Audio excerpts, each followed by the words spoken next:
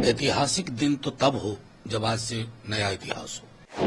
मोदी सरकार नहीं, एनडीए सरकार। कई मीडिया के साथी भी हनीमून फेज में तलाक के लक्षण ढूंढ रहे हैं। नीतीश जी और चंद्रबाबू जी की सामाजिक पृष्ठभूमि, राजनीतिक पृष्ठभूमि अलग किस्म की है। वो भैंस मंगलसूत्र मुजरा टोटी तोड़ देगा, बिजली काट देगा वाले विमर्श के साथ कभी सहज नहीं होंगे। अब तो अपने नाम में खुद जी लगा के बोलते हैं मोदी जी। मैं पहले व्यक्ति मैंने देखा। तीसरी बार नरेंद्र मोदी जी प्रधानमंत्री के तौर पर शपथ लेने जा रहे हैं। इस ऐतिहासिक दिन को आप कैसे देखते हैं? देखिए, बहुत बहुत शुभकामनाएं। माननीय प्रधानमंत्री जी तीसरी बार शपथ लेने जा रहे हैं। ऐतिहासिक दिन तो तब हो जब आज से नया इतिहास हो। सर्वधर्म समभाव की बात अचानक से करने लगे हैं 2 दिन से। मोदी सरकार नहीं, एनडीए सरकार। यानी कि सामूहिकता जो लोकतंत्र का आभूषण है, कलेक्टिव, उसको दृष्टिकोण में रखते हुए और ये ध्यान में रखें, माननीय प्रधानमंत्री जी तीसरी बार बन रहे हैं। इस देश का चरित्र महासागर वाला है, इसे तालाब मत बनाइए। समुदायों, कौमों के बीच में सौहार्द बना रहे। आर्थिक नीतियां क्रोनी पूंजी के गलबहिया में ना जाएं। ये सब हमारी अपेक्षाएं होंगी। आपको बहुत बहुत शुभकामनाएं प्रधानमंत्री जी। और बीजेपी भी रहेगी, बीजेपी, जेडीयू, मांझी जी, चिराग जी। तो जाहिर है, जो बार बार तेजस्वी जी कह रहे हैं कि अगर ये सारे नेता आज आप किंग मेकर की भूमिका में, तो आपको बिहार का कुछ कर्ज है, बिहार की कुछ अपेक्षाएं, उसको लाना होगा। 2005 से या उससे पूर्व से बिहार को विशेष राज्य के दर्जे की मांग हो रही है। बिहार को लेबर सप्लाई स्टेट बना करके केंद्र अपने आप को सुरक्षित महसूस करता है। इस स्थिति में बदलाव के लिए आपको स्पेशल पैकेज पे देना होगा।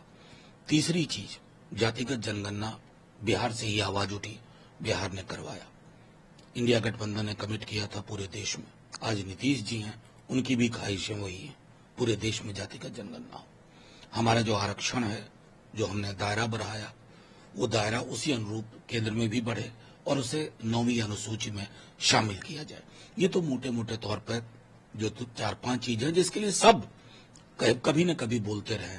आज बिहार को ये सारी चीजें हासिल हो, ये हमारी कामना होगी। नहीं खैर, ये तो इस पर मैं टिप्पणी नहीं करना चाहता। मैं और मेरी पार्टी सब कुछ जानते हैं, किसने प्रस्ताव दिया, नहीं हुआ। ये हम ये बार बार कह रहे हैं कि नीतीश जी की बहुत बड़ी भूमिका थी इंडिया गठबंधन को सीमेंट करने में। पटना से ही शुरुआत हुई थी। अब वो इतिहास का एक अलग कालखंड था, उसको छोड़ा जाए। अभी जो बार बार तेजस्वी जी भी कह रहे हैं कि अगर इतनी बड़ी भूमिका में नीतीश जी, तो ये मौका है कि बिहार पर, मतलब केंद्र पर जो बिहार का कर्ज है वो उतारा जाए। किसने प्रस्ताव दिया, नहीं दिया, ठुकरा दिया, स्वीकार किया, ये सारी चीजें राजनीति में ऐसी चीजें होती हैं कि कब क्या बदले, इसको प्रेडिक्ट।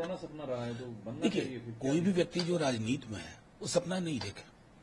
क्या मोदी जी के मंत्रिमंडल में जो लोग हैं, जो उनके साथ है, सपना नहीं देख रहे हैं? तो वो एक ऐसी चीज होती है जिसमें कई सारे फैक्टर्स काम करते हैं और उसके आधार पर निर्णय होता है। अभी मैं मानना हूं ना, मैं बार बार दोहरा रहा हूं कि कई मीडिया के साथी भी हनीमून फेज में तलाक के लक्षण ढूंढ रहे हैं। ऐसा होता नहीं है। Honeymoon is honeymoon. डिवोर्स की चीजें आगे एक एक विषय पर, क्योंकि मैं बार बार दोहरा रहा हूं, गौर करिएगा, नीतीश जी और चंद्रबाबू जी की सामाजिक पृष्ठभूमि, राजनीतिक पृष्ठभूमि अलग किस्म की है। वो भैंस मंगलसूत्र मुजरा टोटी तोड़ देगा, बिजली काट देगा वाले विमर्श के साथ कभी सहज नहीं होंगे। ऑफर किया गया था पीएम पोस्ट, ये मैं कैसे कहूं, मैं तो नहीं हूं उसमें। किया गया था अगर नहीं, मैं हूं ही नहीं, मेरा कहना स्पेकुलेशन में बातें नहीं होती। नहीं, उसको छोड़ दीजिए, कुछ इस आधार पर तो मैं कहूंगा नहीं। 50 बरस पीएम रह जाएंगे, नेहरू बनना आसान नहीं। नेहरू सिर्फ पीएम बन के मशहूर नहीं हुए थे। नेहरू जैसी सोच एक ऐसा देश मिला था जो पार्टीशन से निकला था, खून की नदियां बह रही थी। पूरी उनकी टीम, सरदार पटेल, आजाद, भीमराव अंबेडकर, बाबा साहब, जितने ये लोग थे, इन्होंने एक ऐसे देश को ग्रहण किया था ना, जिसको सजाना संवारना था। इन्हें तो सब कुछ अच्छा मिला। तो ये 50 न 70 बरस और प्रधानमंत्री रह जाए, नेहरू थोड़ी ही बन पाइएगा। नहीं, ये उम्मीद हम सबको है। जब वो हमारी संविधान को चूम रहे थे, नमन कर रहे थे, तो ये सारी चीजें रिटोरिक लगती हैं, सिंबॉलिक लगती हैं। अगर मनसा वाचा कर्मणा में आप संवैधानिक मूल्यों को नहीं उतारते, विपक्ष के लिए किस तरह के शब्दों का आप प्रयोग कर रहे थे?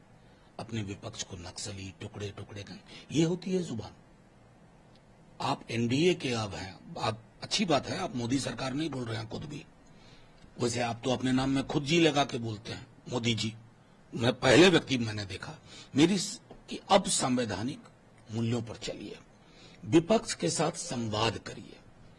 अपने 150 एमपी सस्पेंड करवा दिए, ऐसा होता है? ये कौन सी डिक्टेटोरियल पॉलिटिक्स के लिए यहां जगह नहीं है।